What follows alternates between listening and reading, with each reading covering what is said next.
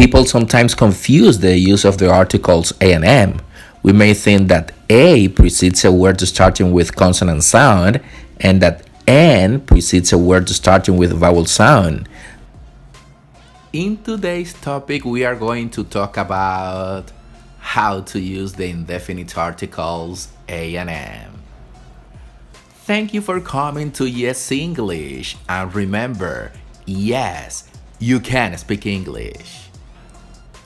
Okay, let's advance to the general definition about this subject. The indefinite articles a and m are determiners that introduce non-specific nouns and noun phrases. Excellent. Now we come to some rules that we have to follow about this subject. And rule number 1 says that we use a or n for non-specific person, place, or thing. For example, here we have many markers, but we don't want to talk about any one of them in specific, but we want to talk in a general way. Then we say, I want to use a marker. Repeat after me. I want to use a marker. In our second example, we have many colored pencils, but we don't want to talk about any one of them in specific, so we say, please give me a colored pencil. Repeat after me. Please give me a colored pencil. Okay, now we come to the second rule. Rule number 2 says that we use a or n only for singular nouns. For example, repeat after me. There is a mouse on the pad. There is a mouse on the pad. Let's have another example. Repeat. The student has a dictionary. The student has a dictionary. Those examples are singular. Let's continue our journey. Rule number 3 says that we use a before a word with consonant sound. For example, we have the word mouth starting with the consonant m. Then we say, it is a mouth. Repeat after me. It is a mouth. Let's have another. Repeat after me.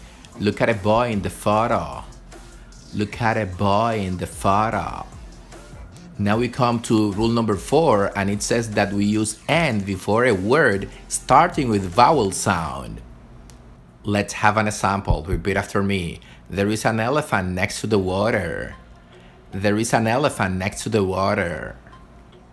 Don't forget, we use n before a word starting with vowel sound. Repeat after me. I'm hungry. I want an apple. I'm hungry. I want an apple. Hey everybody, can you understand this subject? Okay, very good. Okay, now we come to rule number 5, and it tells us about how to use a before the letter h. Related to this specific point, something that we have to remember is that when the h begins a word and the first syllable is strongly pronounced, you should use a. Here we have the word history. Then the first syllable is stressed, so we use a and we say a history. Repeat after me. This monument is part of a history.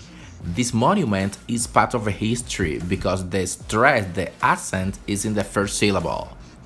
Let's have another example. Repeat after me. Jesus is a hero among human race. Jesus is a hero among human race. Now we get to rule number 6, and it tells us about how to use n before the letter starting with h. This rule says that when the h begins a word and the first syllable is not strongly pronounced, you should use a.